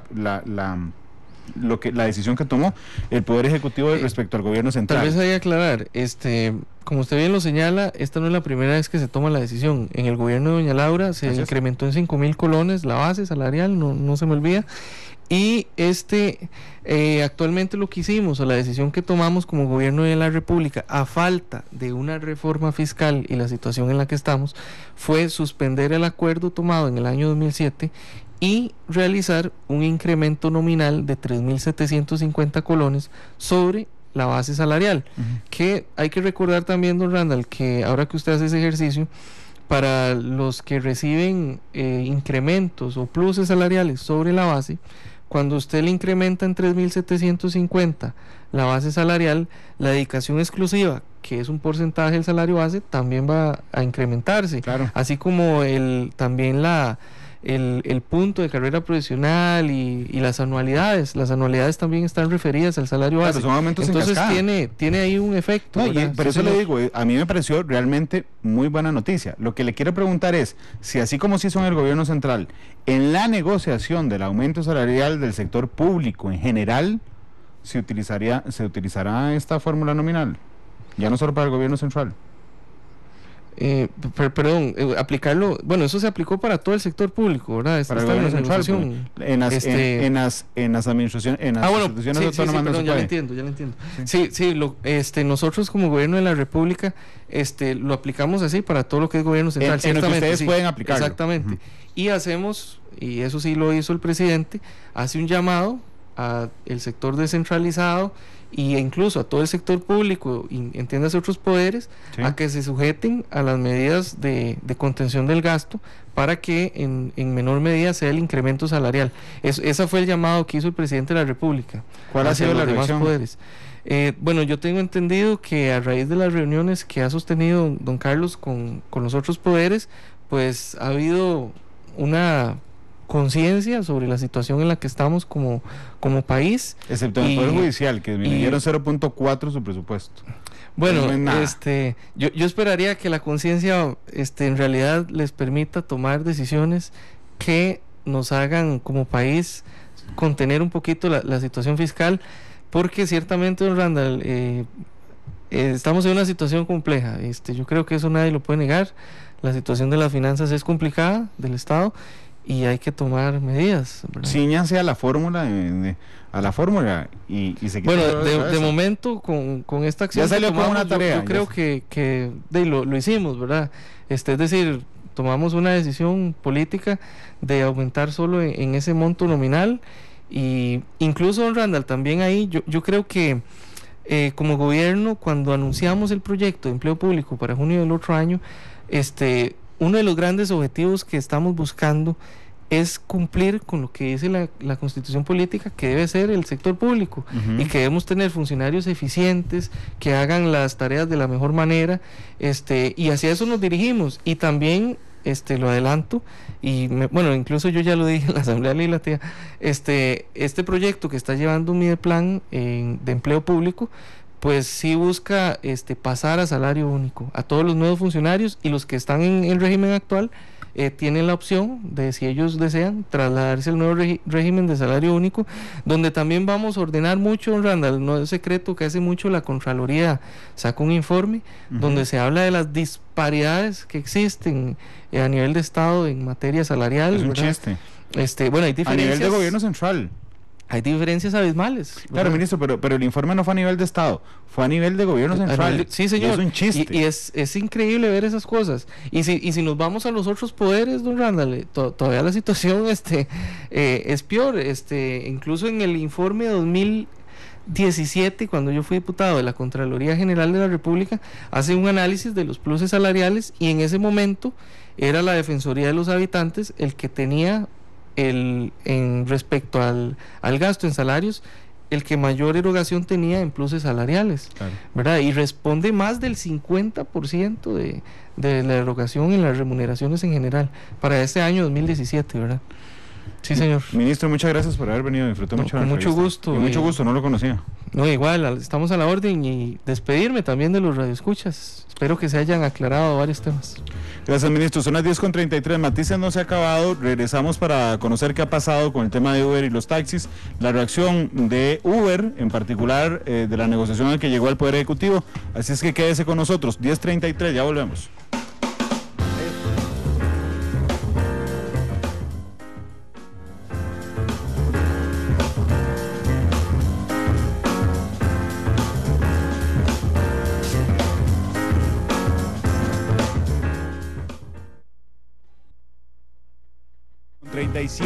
Minutos. Muchas gracias por estar con nosotros en este cuarto programa de la semana. Recordarles entonces que todos nuestros programas quedan en Facebook. Ahí ustedes se meten a Noticia Monumental, videos, ahí encuentran inmediatamente todos los videos de Matices, y recordarles que el lunes ya volvemos a nuestro horario habitual de 2 de la tarde a las 3:30. Son las 10:37. Les decía más temprano que una de las informaciones sin duda más importantes de las últimas horas es al acuerdo de negociación, si se le quiere decir así, que logró el gobierno de la República con los taxistas anoche muy tarde, y que plantea en resumen perseguir a Uber. según el ministro de Trabajo hace un instante aquí, sería entonces regular a Uber. Pero bueno, Febe Cruz es nuestra jefa de información, está en nuestra sala de redacción con las reacciones de lo que ha generado esta noticia durante las últimas horas. Febe, ¿qué tal? Muy buenos días. Buenos días para usted, para los oyentes de Matices de Radio Monumental y a las personas que nos escuchan nos observan también en las distintas plataformas. Estaba pensando, Randall, y quería conversarlo con usted antes de dar todos los detalles. Ya en agosto se cumplirán 3 años de la permanencia de Uber. Estaba tratando de hacer un recuento de la cantidad de manifestaciones, la cantidad de pronunciamientos que han hecho los taxistas con respecto a este tema en el gobierno anterior, ahora con el nuevo gobierno, y bueno, se ha convertido ya en un tema de 3 años que, según ayer el ultimátum que le dan los taxistas al gobierno, tiene que resolverse en 45 días. Randall, no sé si usted recuerda todo el proceso que hemos pasado en estos últimos 3 años con la permanencia de Uber, y realmente cómo han ido los dos bandos, los tres más bien, digámoslo de esta forma, los taxistas, el gobierno, la plataforma Uber, pero también los usuarios, ¿verdad?, que tienen todo un papel protagónico en lo que está pasando en este momento en el país. Sí, claro, de hecho, Febe, como recuerdo las manifestaciones, por supuesto, pero soy como el ministro de Trabajo, no tengo el dato aquí de la cantidad de manifestaciones, Febe. Sí, no tenemos el dato. Yo contaba 15 en el gobierno pasado y hay que sumarle ya las que han hecho en esta administración, que van por ahí de 3, las manifestaciones que han hecho los taxistas contra Uber. Como usted dice, Randall, luego de colapsar prácticamente todo el tráfico vial en diferentes partes del país, principalmente en la gran área metropolitana, ayer llegaron a un acuerdo el gobierno y los taxistas, una reunión que tardó al menos 6 horas, hasta altas horas de la noche. Estuvimos muy pendientes del acuerdo al que llegaba Casa Presidencial con el gremio de los taxistas, y vamos a verlo. Son 10 puntos. Evidentemente el primero es el compromiso que reiteró el gobierno de respetar y también garantizar el cumplimiento de la ley que está regulando ya el transporte remunerado de personas. El segundo fue, y creo que esto es un punto importante, y en este tema yo creo que golpea la mesa el gobierno diciendo: hey, aquí el interlocutor, el negociador es don Rodolfo Méndez Mata, ministro de Obras Públicas y Transportes. Él es con quien ustedes tienen que hablar. Ahí estará trabajando también el ministro de Trabajo, el ministro de Ciencia, el viceministro de la Presidencia, pero es don Rodolfo Méndez el que va a llevar el tema del liderazgo. Eso queda ya en el segundo punto, más bien, de este compromiso. El tercer punto al que llegaron ayer, si usted ha estado un poco desentendido de las noticias en las últimas horas, le contamos que el sector taxista también se comprometió a que las comisiones mixtas de trabajo instaladas por el MOB, con la participación de todos los actores, pues serán el espacio para trabajar en soluciones. Además, el gobierno se comprometió a generar espacios con la SUGEF, también con el CONACYF, para que atienda las inquietudes que tienen al sector taxista. El gobierno también les va a programar a los taxistas una reunión con la ministra de Hacienda, el Ministerio de Tecnología, el Ministerio de Economía. Van a conversar sobre el alcance de la pauta que ejecutan los servicios irregulares de transporte.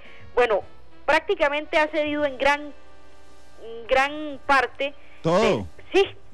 Todo lo que lo pedían los taxistas, el gobierno al final cede. También el gobierno reitera que en acatamiento a lo que establece la ley, hoy arrancaron con operativos más fuertes en busca de los conductores de Uber. Es todo lo que escuchábamos ayer. Ayer, las personas que pudieron escuchar Monumental a las 11 de la mañana, veíamos las peticiones que tenían los taxistas y decían ellos: si no nos atienden, ya nos vamos al bloqueo, nos vamos a paralizar este país. Se fueron a paralizar este país, pasa una reunión y prácticamente el gobierno cede en absolutamente todo lo que estaban pidiendo. Eso sí, pues condicionaron a que ya dejaran el tema de las protestas, pero que en 45 días se va a tener una respuesta por parte del Consejo de Gobierno de qué se puede hacer con Uber. Hoy temprano, de hecho, también lo reflexionábamos con doña Amelia en Nuestra Voz. Realmente, ¿qué puede hacer el gobierno en 45 días que no se pudo haber hecho ya en los últimos 3 años, en el mandato del expresidente Solís, y ahora en estos primeros 2 meses del gobierno de don Carlos? Esperaremos y creo que iremos contando todos en el calendario esos 45 días. Nosotros hoy conversamos con Uber, porque ¿qué le parece a Uber? Ya hemos escuchado al gobierno ayer en conferencia de prensa, escuchamos a los taxistas, hemos escuchado a los usuarios, Randall, que hay todo un tema porque el usuario no solo está molesto por las presas que le ha causado el sector de los taxistas en las últimas horas, está cansado también y está molesto porque el servicio de taxistas no ha sido el mejor en los últimos años, y pues uno lo ha visto mayoritariamente en redes sociales, un apoyo a que permanezca este servicio. Pero ¿qué dice Uber? Nos ha faltado en muchas ocasiones escuchar la voz de Uber para que nos cuenten ellos qué piensan, y hoy tuvimos la oportunidad de conversar con doña Marta Castro, quien es gerente de comunicaciones para la región andina, Centroamérica y el Caribe por parte de Uber, y esto fue lo que nos dijo. Así que escuchemos qué dice Uber de todo esto que está pasando en el país, de todas estas protestas, ahora de esta persecución que montará el gobierno contra los choferes Uber. Lo escuchamos aquí en Monumental. En Uber somos promotores de espacios de convivencia, donde los ciudadanos tengan la libre elección de escoger cómo quieren movilizarse. Mantenemos nuestro firme compromiso de ser una alternativa confiable para cientos de miles de ciudadanos que requieren movilizarse. Asimismo, invitamos al gobierno a buscar una regulación flexible e innovadora que permita la coexistencia de diferentes esquemas de movilidad en el país y que cuente con la participación de todos los interesados. Bueno, ahí está entonces doña Marta Castro, vocera de Uber. Randall dice: lo que le está pidiendo Uber al gobierno es una regulación flexible y que permita la competencia leal entre las partes. Ahí está, yo creo que está sobre la mesa. Uber le dice: nosotros no es que queremos operar a la libre y de forma ilegal en el país, queremos que nos regulen también. Randall. Sí, bueno, yo no usaría queremos que nos regulen, yo usaría aceptamos que nos regulen. Bueno, de esta forma tal vez zanja un poquito toda la discordia que ha generado la permanencia acá. Tienen 3 años sin regulación. Claro, yo creo que en síntesis, Fede, lo que está claro esta mañana, por la conversación que tuvo usted con los representantes de Uber entonces, es que Uber está dispuesto a que lo regulen. Listo. Lo que pasa es que uno tendría que ya empezar a hilar un poquito más delgado y ver qué tipo de regulación, porque dice una regulación flexible. Sí, ella invita, según recuerdo, creo que dice: invitamos al gobierno a hacer una legislación flexible e innovadora. Así es. Sí, habrá que ver si sigue siendo para Uber rentable una vez regularizado trabajar aquí, ¿verdad? Que es el otro tema. Bueno, eso sería el otro tema, Randall, pero de alguna manera zanjaría un poco la discusión, los enfrentamientos, la discordia con los taxistas, porque ellos lo que generan es, y lo que han señalado es, esto es competencia desleal. Sí. Pero bueno, el gobierno está en un verdadero zapato porque las tecnologías avanzan, los países avanzan. De hecho, usted tuvo a don Rodolfo Méndez, el ministro de Obras Públicas y Transportes, hace unos días en Matices, y decía don Rodolfo, es que las ciudades van a eso, van migrando a plataformas de transporte que uno deja el carro en un lado, lo recoge otro carro, después lo recoge otro carro y llega a su destino. Ese era el ejemplo que ponía don Rodolfo Méndez en Matices. Entonces viene el gran reto en los próximos 45 días de decir, bueno, ¿qué va a pasar? ¿Qué se va a hacer?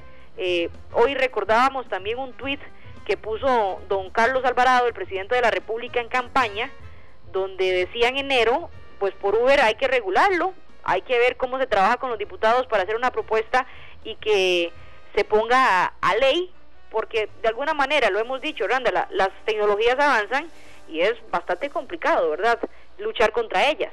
Claro, inclusive hoy el ministro de Trabajo hace un instante dijo: Uber no desaparece, no se cierra Uber en Costa Rica, porque aquí hay gente que nos pone en Facebook Live, Febe, lo que queremos es que se regule Uber. Yo creo que mucha gente quiere que se regule Uber, pero creo que algunos interpretaron, y esta es mi apreciación de lo que ha pasado, creo que algunos interpretaron lo que pasó ayer como el anuncio del cierre de Uber.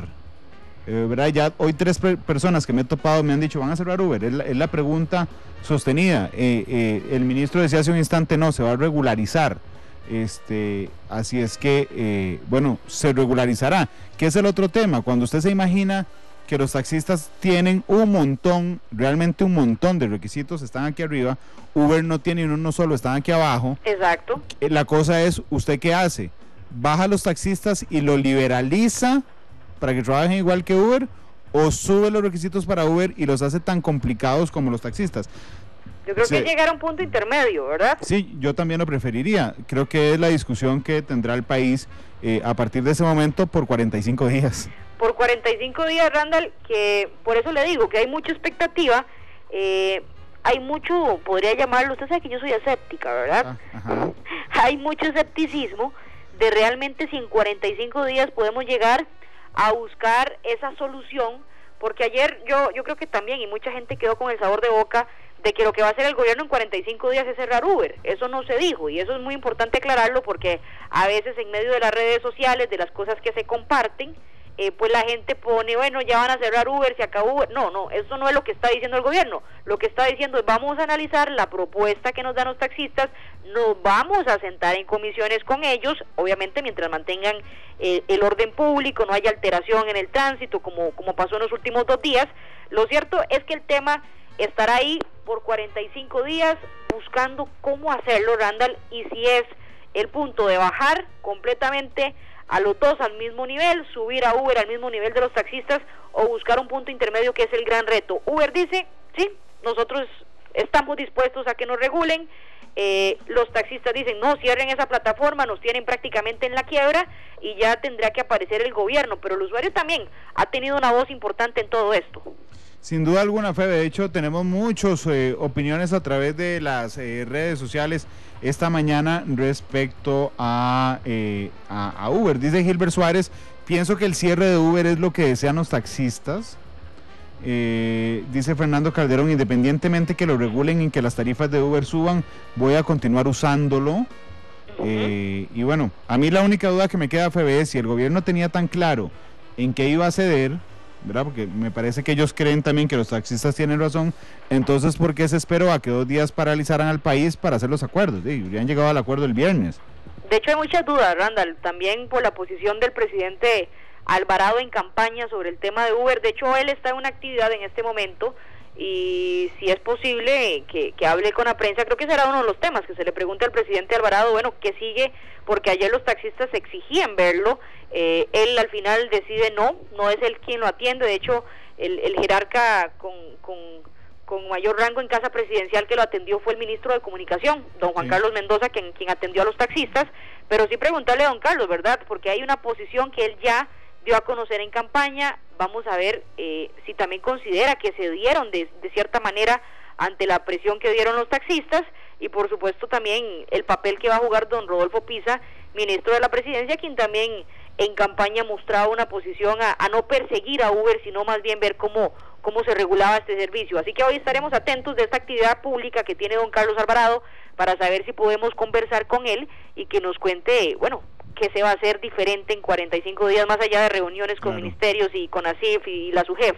Qué dicha más bien que usted me recuerda eso, porque quería contárselo a los oyentes. Yo conversé esta mañana con el ministro de Comunicación a través de WhatsApp. Le pedí una entrevista para las 10:30 de esta mañana para conocer la reacción del gobierno y plantearle algunas dudas, pero don Juan Carlos me dijo que lo correcto era comunicarnos con el MOB. Lo que pasa es que ya había entrado al programa y ya pues, no nos daba chance, es un poco más complejo hablar con el Ministerio de Obras Públicas y Transportes. Nos quedan 4 minutos. Disculpe que le pregunte frente a Costa Rica esto, pero ¿cómo va con el guión? Es para ver si se queda conmigo atendiendo unas 4 llamadas que quisiera recibir del público, o está terminando el guión, porque en 9 minutos empieza Noticia Monumental. Usted sabe que yo siempre estoy preparada para todo, así que ya lo habíamos resuelto. También sé que usted es muy humilde. 10:51, 905-222-0000, 905-222-0000, son las 10:52 minutos. Vamos a recibir 4 llamadas telefónicas. Muy buenos días, ¿cuál es su nombre? Muy buenos y grandes días tenga usted, me llamo Norman. Don Norman, bienvenido a Matices, ¿cómo le va? Mire, bien por dicha. Adelante, por favor. Quiero que cuantifiquen cuánto vale el área de los parqueos de los taxis rojos.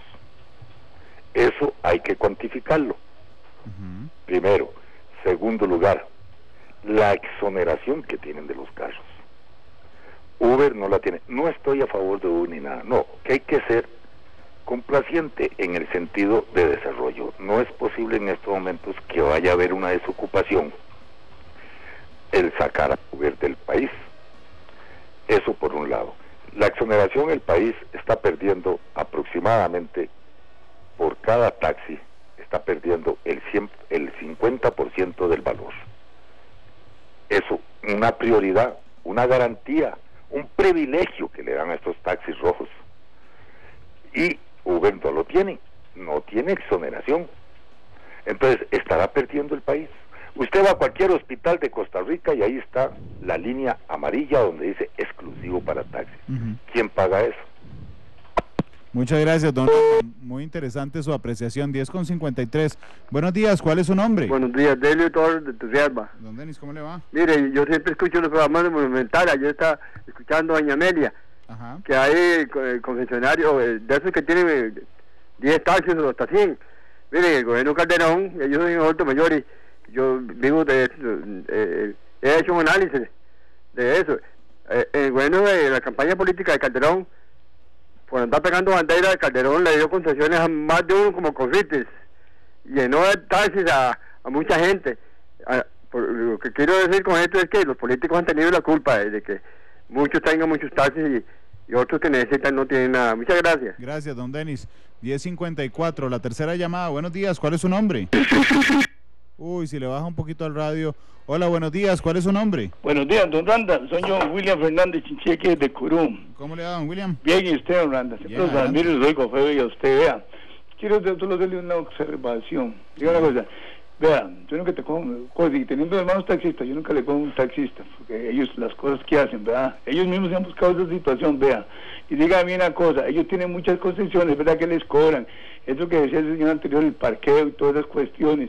Y digan una cosa, los carros de Uber, la mayoría de los carros de Uber son nuevos y esos no están exonerados, y por eso son carros que entran caros. Entonces, de ahí, que se ponga la balanza, entonces a ver si, porque la mayoría de la gente no quiere a los taxistas. Vea, yo tengo un amigo que cuando, si son esos, él me hace, él me hace. Si no, llamo a mi hermano, o si no, cuando está el carro en la casa, pero yo le voy a decir, un taxi yo no lo cojo porque decepcionan mucho. Muchas gracias, don William. Muchas gracias, bueno. Gracias, don William, por su opinión. 10:55, no nos da chance para otra más, pero Febe, ahí está, las 3 llamadas están en contra de los taxis. Sí, por eso le decía al inicio, cuando estaba arrancando esta intervención con usted, que es muy complicado, ¿verdad? Porque por un lado está bien, los taxis están con justa razón diciendo, hey, un servicio ilegal me está quitando el 60% de mi clientela, ¿verdad? Eso es lo que están señalando los taxistas en el país. Pero también hoy también escuchaba en nuestra voz a doña Amelia que decía, bueno, hay que hacer el llamado también a los taxistas de sentarse y hacer un mea culpa de que no se ha venido haciendo bien en los últimos años, que la gente pues ha venido prefiriendo otro servicio, más allá de las tarifas, el tema de comodidad, de las unidades que tan bien preparadas están, de los choferes, que tan respetuosos sean. Entonces yo creo que también, ¿verdad?, sirva esta discusión nacional sobre este servicio, sobre cómo avanza la tecnología y permite que las cosas vayan evolucionando, Randall, pero también con los servicios tradicionales replantearnos, ¿verdad?, lo que estamos haciendo bien y lo que no, para poder seguir siendo del gusto del usuario, que es al final el que manda. Gracias, Febe, por la información. Ya casi nos vemos aquí. Sí, nada más invitarlos. A las 11 de la mañana venimos con las noticias. ¿Qué hora es? 10:56, le quedan 4 minutos para bajar. De que ya casi llegamos. Nada más e invitarlos a que estén pendientes a la nueva transmisión en el Facebook en vivo que vamos a generar a partir de las 11 de la mañana, para que estén con nosotros y se informen de este y otros temas aquí en Monumental, la radio de Costa Rica. 10:56, muchas gracias por estar con nosotros. Tal como lo decía Febe, vamos a terminar la transmisión de Matices en este instante en Facebook Live, y ya viene la de Noticia Monumental. Son transmisiones diferentes para que usted se sume con nosotros. Los invitamos mañana a 9 de la mañana a Matices, que estará muy interesante. La privacidad en los centros de trabajo. Ese es el tema de mañana. Los correos que usted recibe, por ejemplo, en el correo de su trabajo, ¿alguien los puede ver? ¿No los puede ver? ¿Qué pasa con los departamentos de informática que tienen acceso remotamente a su computadora? ¿Cometen un delito si los ven o no los ven? ¿Sus comentarios en redes sociales? ¿Sus comentarios en WhatsApp si usa, por ejemplo, el Wi-Fi del trabajo? Ese será un tema mañana con un especialista que seguramente planteará muchas dudas a usted que nos escucha y que nos ve. 10:57, ya viene Noticia Monumental. Quédese en 93.5, quédese en el Facebook de Noticia Monumental. Hasta luego.